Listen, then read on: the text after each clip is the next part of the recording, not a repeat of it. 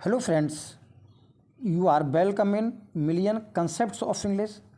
आज हम पढ़ेंगे एज ऑफ शेक्सपियर का पार्ट सेकंड। फर्स्ट पार्ट में हमने एज ऑफ शेक्सपियर की जो लिटरेरी कैरेक्टरिस्टिक्स थी और इस एज की जो इम्पोर्टेंट पॉलिटिकल इवेंट्स थी उनके बारे में पढ़ा था।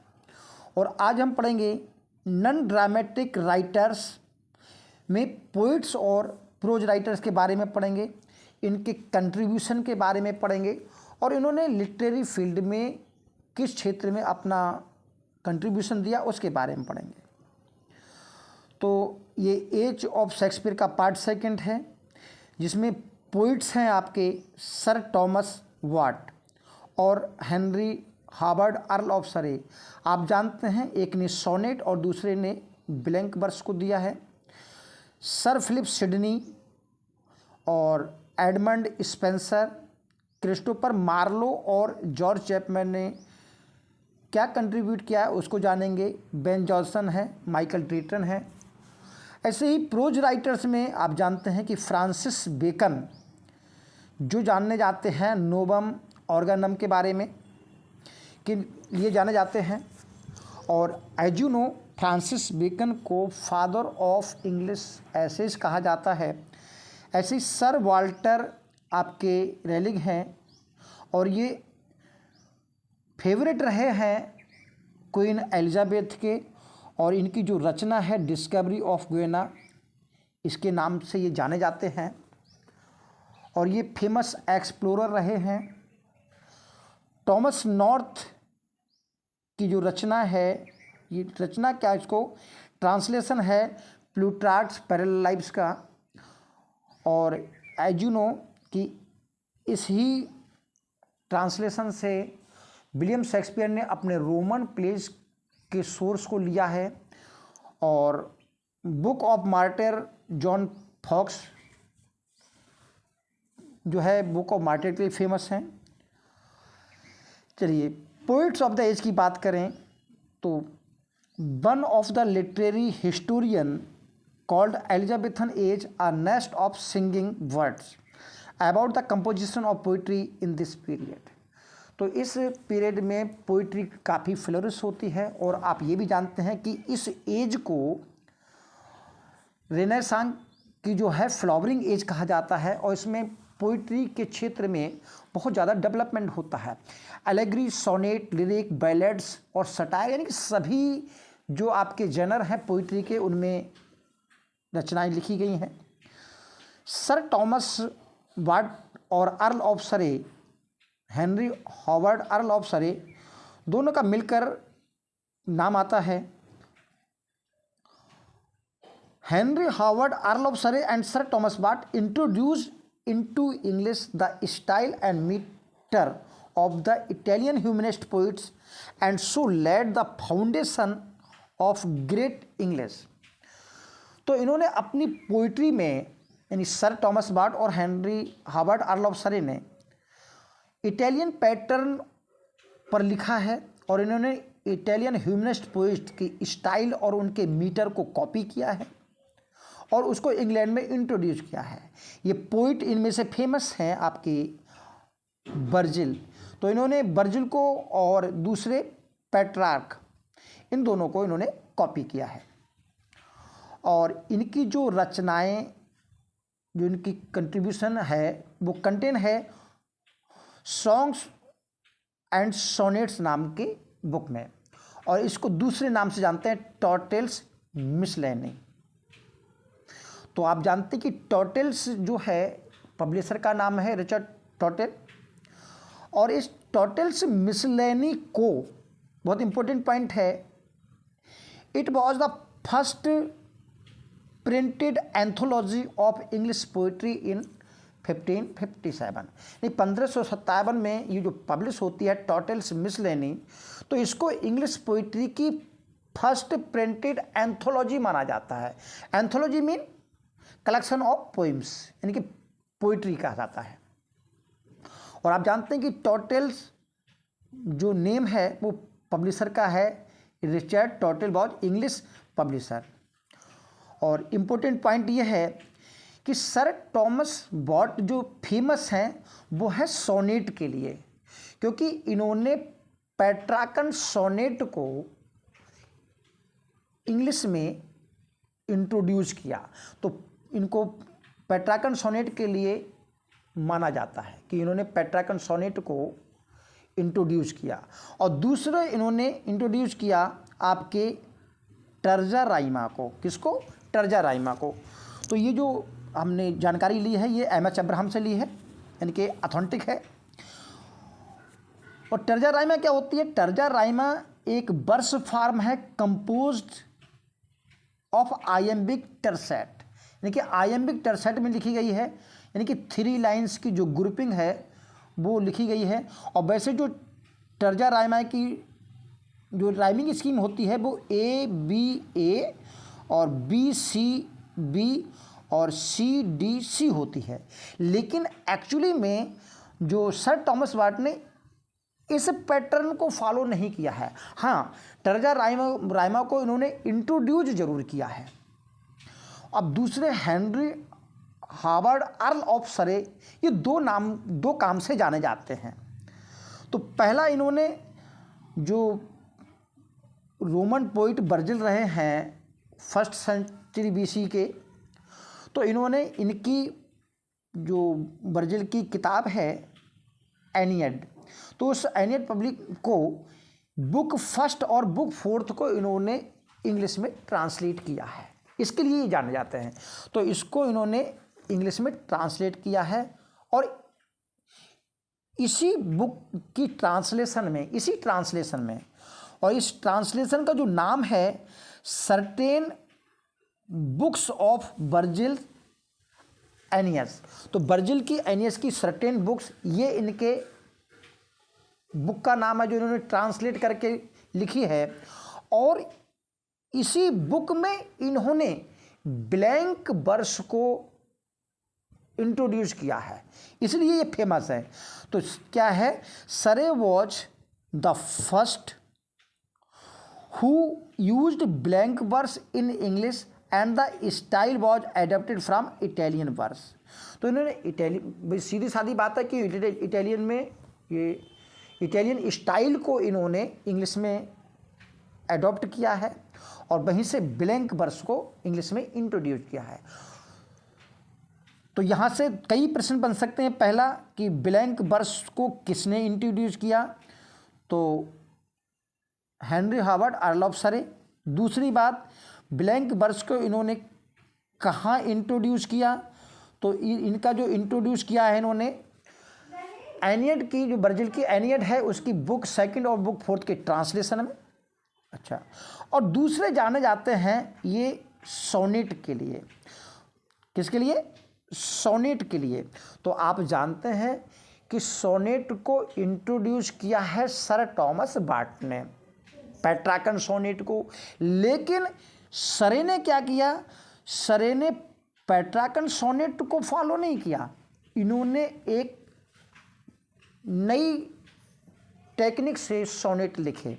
तो सरे was the disciple of what rather than an independent political force. तो ये उनके सरे जो हैं वॉट के डिसिपल माने जाते हैं, तो इन्होंने उनको फॉलो किया है, उन्हीं के साथ काम किया है। लेकिन सर टॉमस वॉट ने तो आप जानते हैं कि पेट्राकन सोनेट को इंट्रोड्यूस किया, लेकिन इन्होंने इस पेट्राकन सोनेट को मॉडिफाइड किया और इन्होंने इंग्लिश सोनेट को इंट्रोड्यूस किया।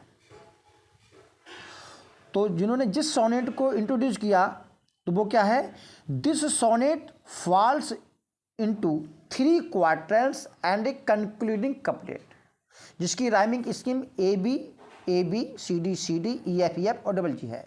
और इसी स्टाइल को, यानी कि 3 क्वार्टर्स और कंक्लूडिंग कपलेट को विलियम शेक्सपियर ने अपने जो 154 सोनेट लिखे हैं उसमें फॉलो किया है।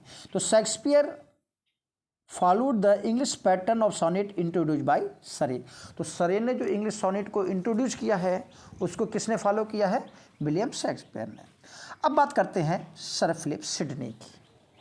तो आप जानते हैं कि सिडनी एक पोइट और प्रोज राइटर के साथ साथ एक कोर्टियर थे, स्कॉलर थे और सोल्जर थे, और यही कारण है कि ये एक युद्ध में बुरी तरह घायल हो जाते हैं, वॉर में, बैटल में, और फिर मर जाते हैं।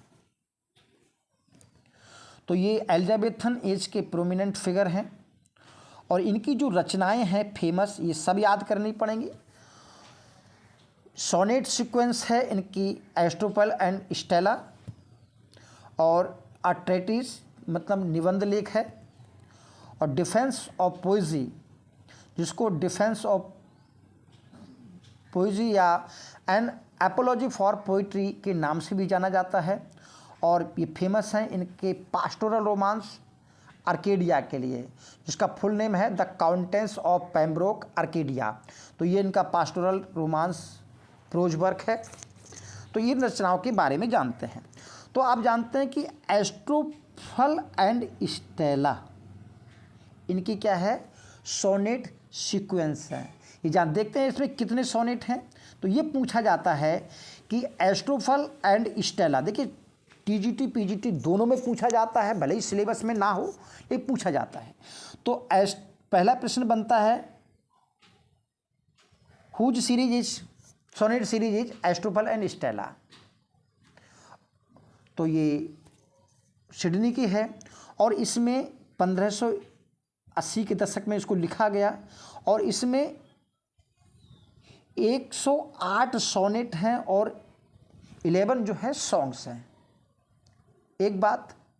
और दूसरे एस्ट्रोफल और स्टेला जो है लव पोइट्री के अंतर्गत आते हैं और ये लव सॉन्ग्स हैं। These 108 love sonnets are first direct expression of personal feelings and experience in English poetry। तो ये 108 जो सोनेट हैं ये व्यक्तिगत फीलिंग्स और एक्सपीरियंस का इंग्लिश पोइट्री में सीधी अभिव्यक्ति के पहले उदाहरण माने जाते हैं। पहले डायरेक्ट एक्सप्रेशन, डायरेक्ट जो आपकी पर्सनल फीलिंग्स हुआ करती थी वो पोइट्री में एक्सप्लेन या एक्सप्रेस नहीं की जाती थी, तो इनको फर्स्ट पोइट्री में माना जाता है। और आप इसके शब्दों के अर्थ को समझें तो जो शब्द एस्ट्रोफल है, एस्ट्रोफल जो शब्द है ये आपका ग्रीक का शब्द है, और इसको हम बांटें तो एस्टर का अर्थ है स्टार और फिल का मतलब जानते हो लवर, तो इसका मतलब स्टार लवर। और स्टेला का मतलब जानते हो स्टार, स्टेला मीन क्या होता है स्टार। तो एस्ट्रोफल में मतलब हुआ स्टार लवर और स्टेला मतलब स्टार। तो जो तारों को प्यार करने वाला यानी स्टार का लवर अपने स्टार को प्यार करता है। तो एस्ट्रोफल का पूरे का अर्थ क्या हुआ, Astrophel and Stella. Thus, Astrophel is the star lover and Stella is his star। और सिडनी जो है इसमें एस्ट्रोफल है और स्टेला जो है लेडी पेनिलोप है। और लेडी पेनिलोप बाद में विवाह कर लेती हैं रॉबर्ट रिच से, जो कि थर्ड बर्नआउट होते हैं। और defence of poesy, defence of poesy जो इन्होंने रचना लिखी है ये आपका क्रिटिकल वर्क है। तो एन एपोलॉजी ऑफ पोइट्री या defence of poesy is a work of literary criticism by sir Philip Sidney, यानी कि इनका क्रिटिकल वर्क है और यह एक इम्पोर्टेंट कंट्रीब्यूशन है रिटन इंग्लिश में और लिटरेरी थ्योरी है। तो ये लिटरेरी थ्योरी जो लिटरेरी क्रिटिसिज्म है ये बहुत महत्वपूर्ण है। अब बात करते हैं कि इन्होंने इस लिटरेरी क्रिटिसिज्म को क्यों लिखा। तो देखिए उस समय के राइटर रहे थे एक स्टीफन गॉसन और उनकी रचना है द स्कूल ऑफ एब्यूजेस। तो इसमें उन्होंने तत्कालीन जो पोइट्री है, प्रोज है या ड्रामा है उनको काफ़ी क्रिटिसाइज किया है।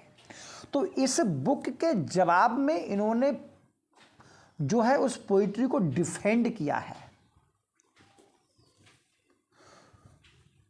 तो इसका जो है, तो ये एपोलॉजी है, apology of poetry is an emerging antipathy of poetry as expressed in Stephen Gosson's school of abuses. तो स्टेफन गॉसन की जो स्कूल ऑफ एब्यूजेस, जो प्रोज के प्रति या पोइट्री के प्रति या ड्रामा के प्रति जो उभरती हुई घृणा थी, जो एंटीपैथी थी, उसके जवाब में इन्होंने इस रचना को लिखा। तो कह सकते हैं it is generally believed that he was motivated by Stephen Gosson. अब इनका जो है पास्टोरल रोमांस आर्केडिया, तो ये आर्केडिया इनका फेमस पास्टोरल रोमांस है और इसका फुल नेम है काउंटेंस ऑफ पेम्ब्रोक आर्केडिया और सिंपली एज आर्केडिया। और ये लॉन्ग प्रोज रोमांस है सर फिलिप सिडनी का। अब हम बात करते हैं स्पेंसर के बारे में। देखिए, इस एज के सबसे बड़े जो पोइट माने जाते हैं वो है आपके एडमंड स्पेंसर। तो एडमंड स्पेंसर को Charles lamb the poets poet कहते हैं। क्या कहते हैं? कवियों के कवि। क्यों कहते हैं? Because all the great poets of England have been in डेब्ट टू हिम। क्योंकि इंग्लैंड के जितने भी पोइट रहे हैं वो इनके प्रति, स्पेंसर के प्रति ऋणी रहे हैं, इनकी रचनाओं को फॉलो किया है, उन्हीं के पैटर्न पे लिखा है। तो इस कारण एडमंड स्पेंसर को चार्ल्स लैम्ब पोइट्स पोइट कहते हैं। तो ये भी इंपॉर्टेंट पॉइंट है। दूसरा है जो क्रॉम्पटन रिकेट हैं, क्रॉम्पटन रिकेट वो कहते हैं Spenser is at once the child of Renaissance and the Reformation. तो स्पेंसर को वो रेनेसां और रिफॉर्मेशन का चाइल्ड मानते हैं। तो ये कोटेशन भी पूछी जा सकती है। और रेनबिक जो है यहाँ तक कहते हैं Shakespeare himself might not have achieved so much if Spencer had not lived और लेबर्ड। यदि स्पेंसर ना होते और स्पेंसर ने इतनी मेहनत ना की होती, इतना योगदान ना दिया होता, तो शेक्सपियर भी इतनी ज़्यादा उपलब्धियां प्राप्त नहीं करते। ये बहुत इंपॉर्टेंट बात है, रेनबिक कहते हैं। और जेम्स थॉमसन, ये भी इंपॉर्टेंट पॉइंट है, जेम्स थॉमसन स्पेंसर को माई मास्टर स्पेंसर कहते हैं। और विलियम वर्ड्सवर्थ कहते हैं उनके बारे में the embodiment of nobility, purity and sweetness, यानी कि सभ्यता, शुद्धता और मधुरता के एक मूर्त रूप, यानी कि सभ्यता, शुद्धता और स्वीटनेस की प्रतिमूर्ति मानते हैं स्पेंसर को। अब स्पेंसर की रचनाओं में आप जानते हैं शेफर्ड कैलेंडर इनकी फर्स्ट रचना है। और इस रचना, शेफर्ड कैलेंडर का मतलब होता है 12 महीने के बारे में, कैलेंडर 12 महीने को होता है। आपने हिंदी में सुनी होगी 12 मासी। तो 12 मासी 12 महीने के बारे में लिखी जाती है कि किस किस महीना में, किस किस मंथ में कौन कौन सी घटनाएं होती हैं। और दूसरी एपिथैलेमियन और प्रोथैलेमियन, ये दोनों इनकी नफ्सियल सॉन्ग्स हैं, यानी कि वैवाहिक गीत हैं। एस्टोफल इनकी एलिजी है जो सर फिलिप सिडनी की डेथ पर लिखी गई है, और ये पास्टोरल एलिजी है। ये भी पूछा जाता है कि किस प्रकार की एलिजी है और ये एलिजी किसने लिखी और किसकी डेथ पर इसको लिखा गया। और जो जाने जाते हैं इनके एपिक पोइम फेरी क्वीन के बारे में, और ये 6 बुक में लिखी गई है, जबकि प्लान इसका बहुत ज़्यादा बुक में लिखने का था। तो शेफर्ड कैलेंडर के बारे में जानते हैं। तो shepherd calendar as you know sir Philip Sidney का फर्स्ट पब्लिश वर्क माना जाता है, और इसमें 12 एक्लॉग्स हैं। क्या है? 12 एक्लॉग्स, 12 संभाषण कह सकते हो, डायलॉग कह सकते हो। और 12 डायलॉग मतलब 1 महीने के लिए एक डायलॉग। तो यानी कि ये पोइम जो है 12 पार्ट में है। और each eclogue is named after different month which represent the turning of the season.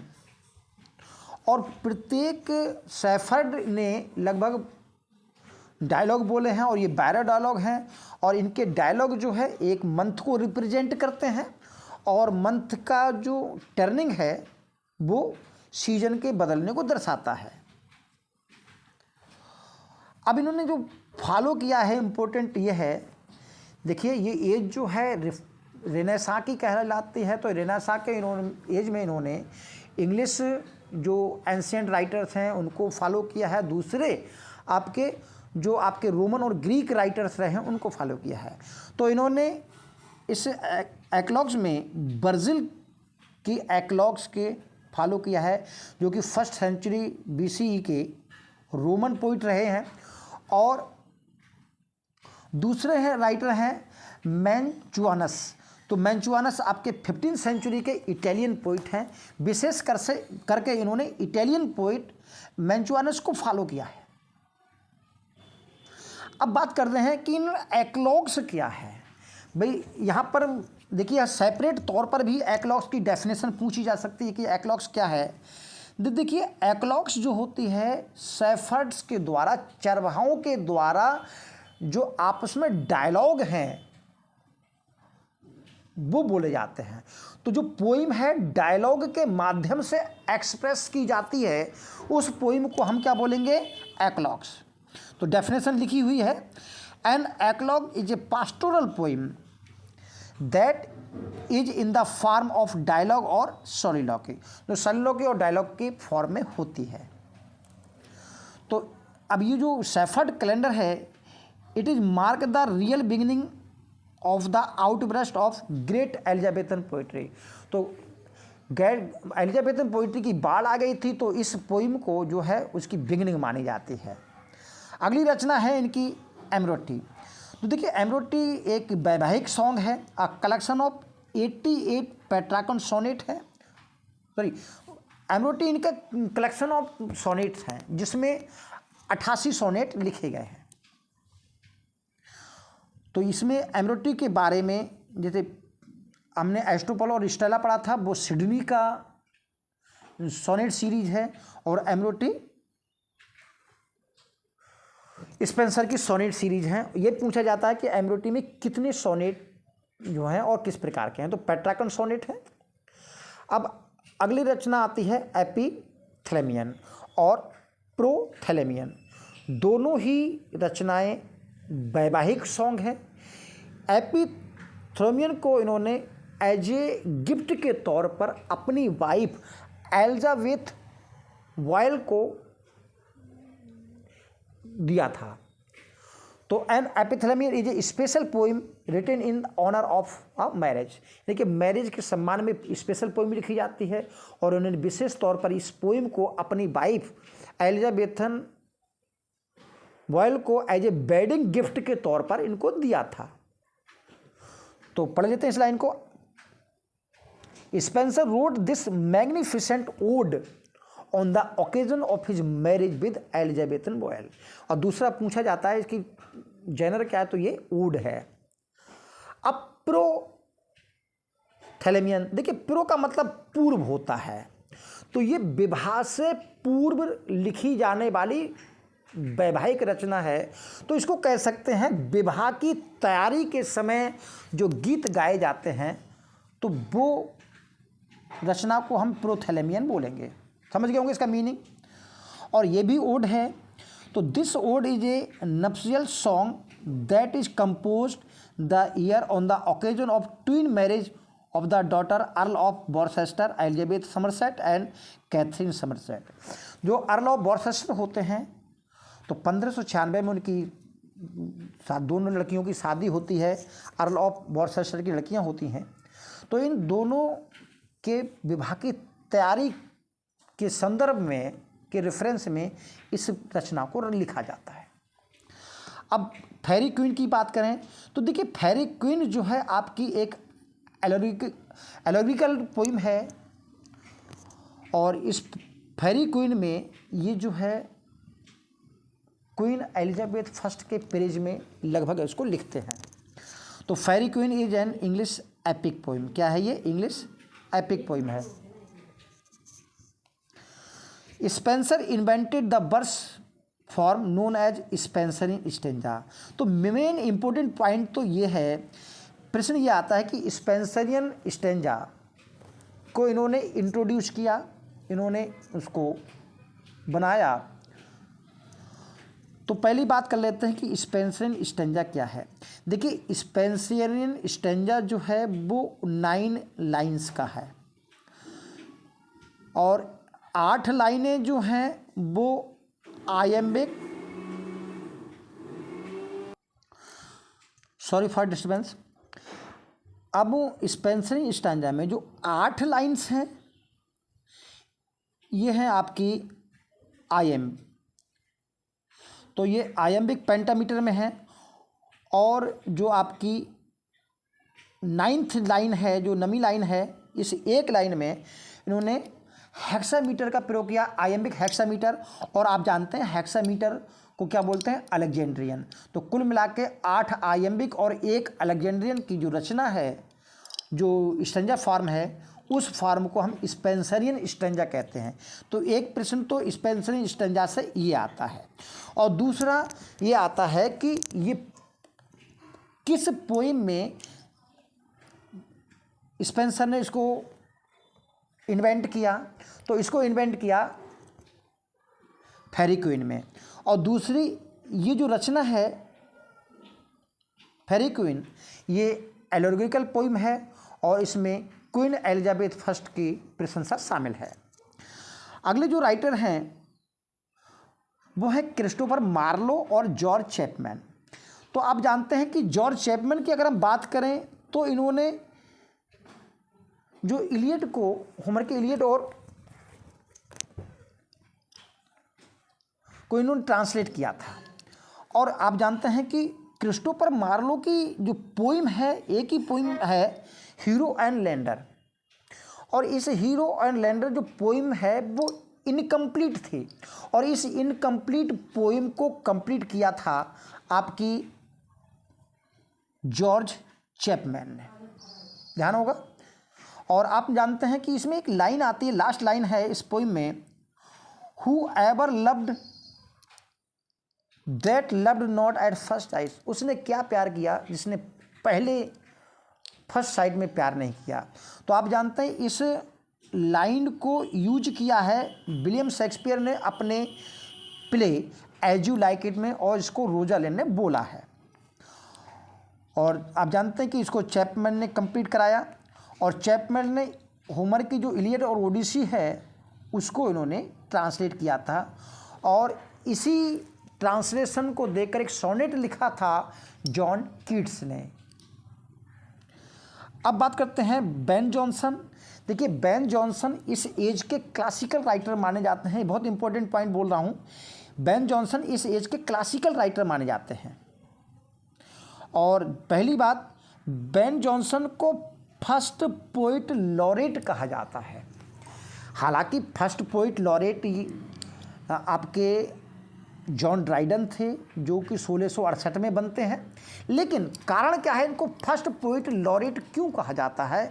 क्योंकि बेन जॉनसन को जेम्स फर्स्ट के द्वारा 1616 में जो है पेंशन दी जाती है,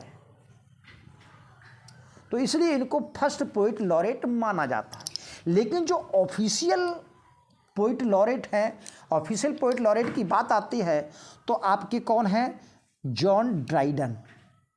और जॉन ड्राइडन को 1668 में बनाया जाता है और 1689 तक ये रहते हैं। और ये चार्ल्स सेकंड इनको पोइट लॉरेट चुनते हैं। उसके बाद एक चेन बनी रहती है और उसके बाद लगातार पोइट लॉरेट बनते रहते हैं और अनब्रोकन लाइन बन जाती है। और इनके रचनाओं के बारे में बात करें तो इन्होंने एपिग्राम्स लिखे हैं बेन जॉनसन ने, फॉरेस्ट और अंडरवुड। और इनकी एक पोइम है टू सिलिया, बहुत फेमस पोइम है जिसकी लाइन आपने सुनी होगी, drink to me only with thine eyes.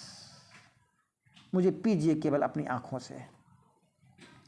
Michael ड्रेटन जो फेमस हैं, ये प्रश्न बन सकता है, इसलिए माइकल ड्रेटन को इसमें शामिल किया कि Michael Drayton was first write odes in English in the manner of Horace. तो हॉरेस के जो ओड हैं, तो आप जानते हैं कि ओड कितने प्रकार के होते हैं। तो दी ओड आपके 3 प्रकार के होते हैं, जिसको रेगुलर ओड बोलते हैं, और फिर उसके बाद रेगुलर के बाद जो कॉलिन ने उसको अब्राहम कॉलिन ने फॉलो किया है, कॉलिन ओड, और एक हॉरेस ने फॉलो किया है। तो उन हॉरेस के ओड्स को के मैनर में माइकल ड्रेटन ने इंग्लिश में पहली बार लिखे, इसलिए माइकल ड्रेटन फेमस हैं।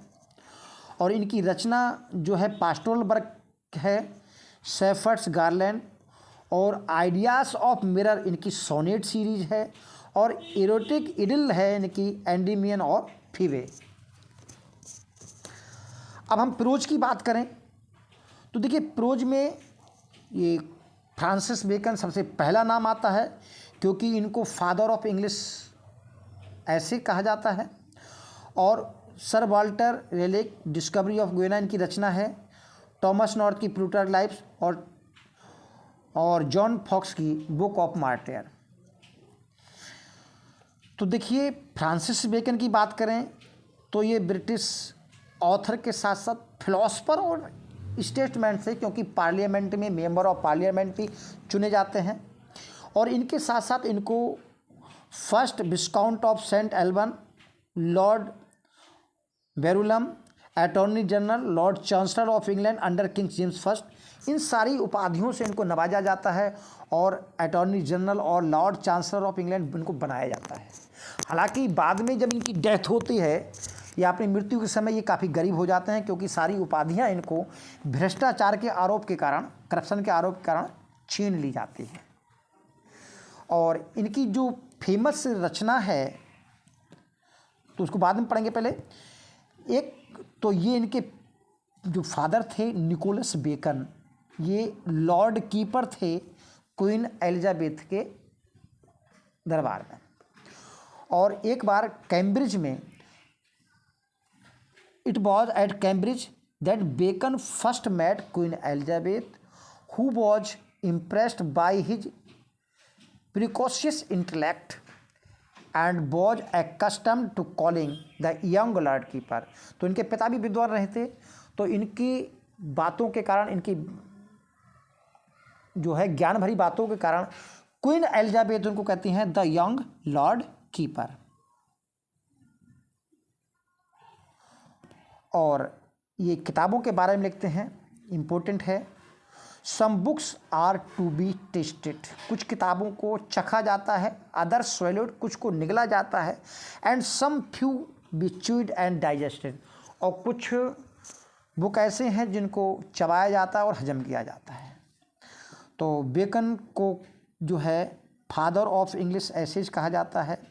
एक इम्पोर्टेंट पॉइंट ये भी है कि इनको फादर ऑफ एम्पिरिसिज्म भी कहा जाता है। एम्पिरिसिज्म का मतलब होता है अनुभववाद। क्या मतलब होता है इसका? कि हम बहुत सारी चीज़ें अपने सेंसेस से अनुभव करते हैं और उनको हम रिजल्ट निकालते हैं, उसे जस्टिफाइज करते हैं। तो इस चीज़ को जो है बेकन की थ्योरी कहा जाता है। पढ़ लेते हैं क्या है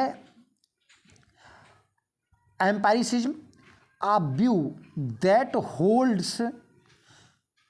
that true knowledge or justification comes only or primary from sensory experience, कि जो सच्ची नॉलेज है और जो आपको निर्णय करने की शक्ति है वो आपके सेंचुरी एक्सपीरियंस से आती है, आपके इंद्रिय जनित अनुभवों से आती है, जो हम इंद्रियों से अनुभव करते हैं। इन्होंने सिद्धांत दिया है। और इम्पोर्टेंट पॉइंट ये है कि he is famous for his role in the scientific revolution. तो साइंटिफिक रिवोल्यूशन के लिए जाने जाते हैं। इस पॉइंट को थोड़ा समझ लेते हैं कि साइंटिफिक रिवोल्यूशन क्या है। तो देखिए, इन्होंने दिया है आपका रीजन एंड एक्सपेरिमेंट। इन्होंने रीजन और एक्सपेरिमेंट की थ्योरी दी है। उन्होंने कहा कि हर चीज़ के पीछे एक कारण होता है, फिर उन्होंने उस पर एक्सपेरिमेंट किया, फिर इससे रिजल्ट निकाला। तो इनकी जो फेमस रचना है, तो क्योंकि ये साइंटिफिक रिवोल्यूशन के लिए जाने जाते हैं, तो साइंटिफिक वर्क इनका है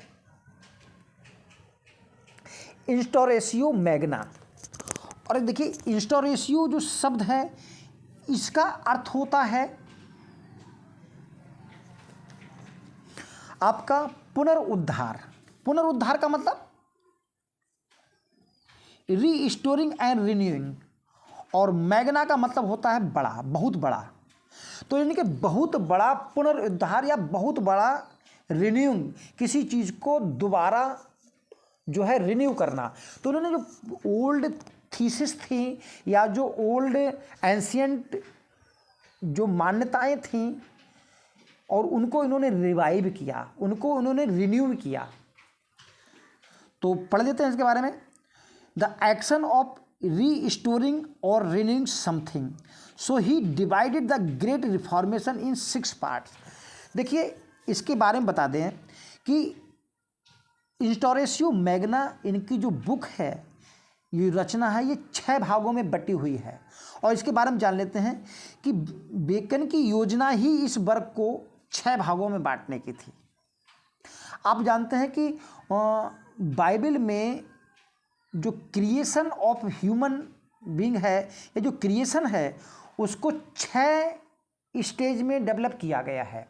और आपने पैराडाइज लॉस्ट पढ़ी होगी विलियम जॉन मिल्टन की, तो उसमें उन्होंने एडम की जो क्रिएशन, एडम को राफेल जब क्रिएशन के बारे में बताता है तो राफेल 6 स्टेप में क्रिएशन बनाता है, 6 दिन में जो क्रिएशन बनाता है। तो 6 दिन में जो क्रिएशन होता है उसी के थ्रू इन्होंने अपनी इस इंस्टोरेशियो मैग्ना को 6 पार्ट में बांटा है। पहला है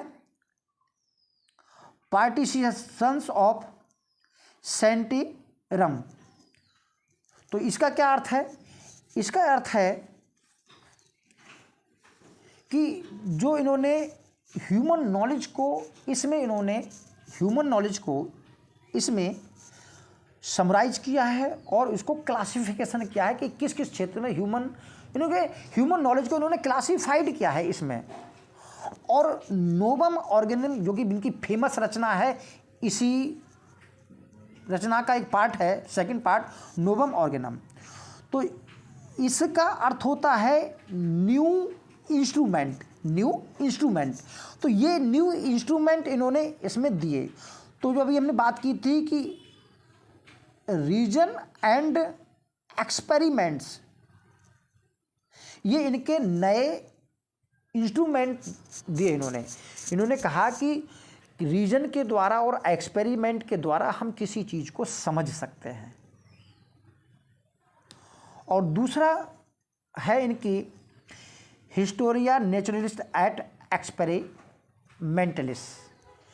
तो इसमें जो नेचर के फिनोमेना हैं, इसमें जो नेचर के फिनोमेना हैं उनका इन्होंने इसमें अध्ययन किया है और ये बताने की कोशिश की है कि वो चीज़ क्यों होती है।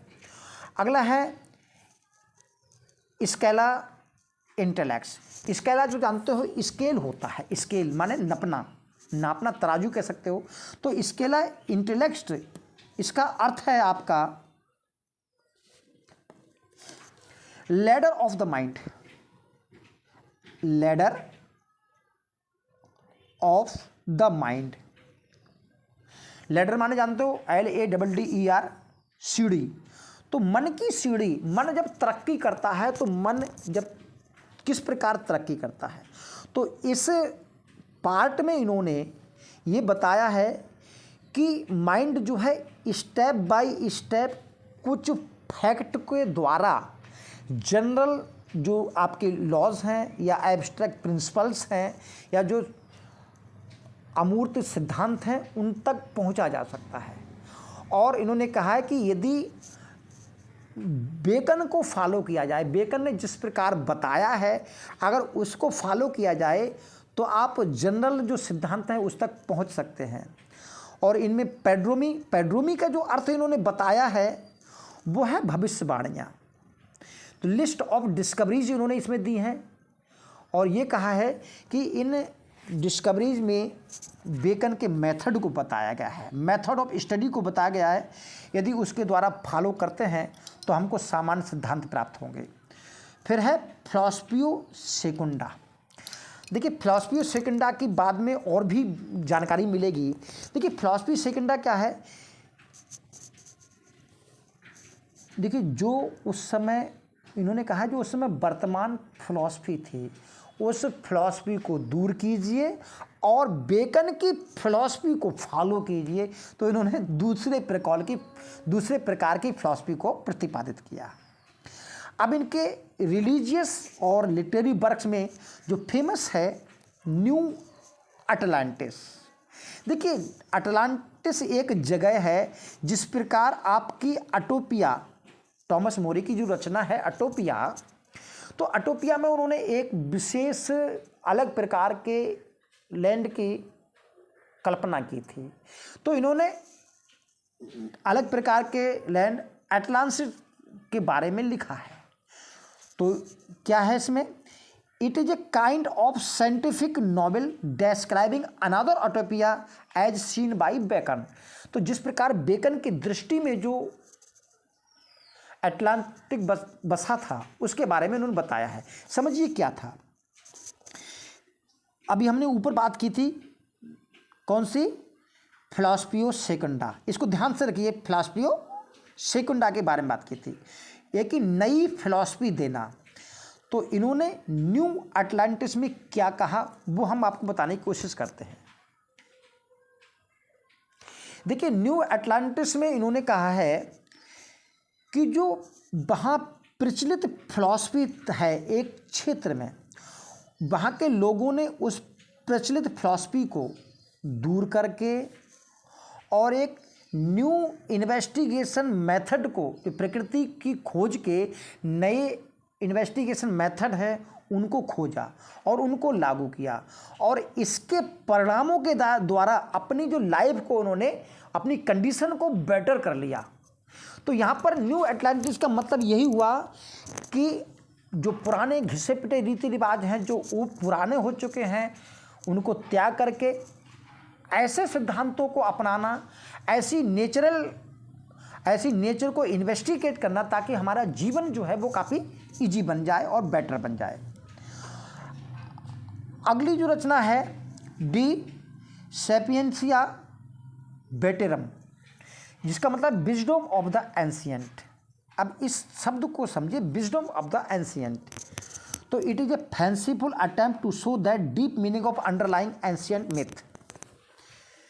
इसके द्वारा इन्होंने ये बताने की कोशिश की है जो हमारे एंशिएंट मिथ्स हैं वास्तव में उनका गहरा अर्थ क्या है और सच्चा अर्थ क्या है, किस प्रकार वो हमारे जीवन पर प्रभाव डालते हैं और वास्तविक किस प्रकार उनको फॉलो किया जाना, इन सारी बातों को उन्होंने इस बुक में बताया है।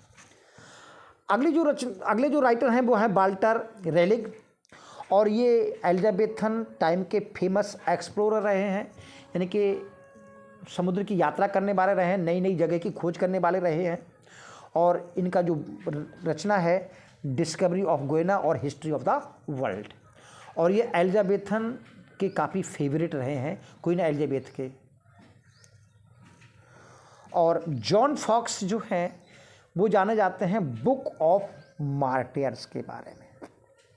इस बुक के बारे में आपको बताएं कि बुक ऑफ मार्टियर जो है वो प्रोटेस्टेंट रिफॉर्मेशन का फेमस वर्क माना जाता है, प्रोटेस्टेंट रिफॉर्मेशन का, क्योंकि जॉन फॉक्स ने ई और जोड़ लीजिए, जॉन फॉक्स ने इसमें लिखा है कि जो प्रोटेस्टेंट हिस्ट्री है उसके बारे में लिखा है और प्रोटेस्टेंट जो मार्टर रहे हैं, शहीद रहे हैं, लेकिन जिन लोगों ने कैथोलिक रिलीजन के विरोध में प्रोटेस्टेंट रिलीजन को शुरुआत की तो बहुत सारे जो है उसमें शहीद हो गए थे, तो उन मार्टिन के बारे में लिखा है। और कैथोलिक चर्च के द्वारा प्रोटेस्टेंट लोगों पर जो मुसीबतें ढाई गई और जो उन्होंने परेशानियां झेली उसके बारे में इन्होंने बताया गया है। और टॉमस नॉर्थ की जो प्लूटार्क लाइव्स है, जिसको 1579 में 1579 में ट्रांसलेट किया, और ट्रांसलेट किससे किया? ये ग्रीक पोइट रहे हैं प्लूटार्क, और इनकी रचना रही है प्लूटार्क्स पैरेलल लाइव्स, उसको इन्होंने ट्रांसलेट किया है। देखिए क्या लिखा है, पढ़ लेते हैं। Plutarch's live of noble Greek and Romans commonly called parallel lives of Plutarch's life, a series of 48 biographies of famous man. तो इसमें 48 प्रसिद्ध लोगों की बायोग्राफी हैं, जिसमें आपके जूलियस सीजर रहे हैं, एंटोनी रहे हैं, इन जो आपके रोमन हीरो और रहे हैं उनके बारे में लिखा है।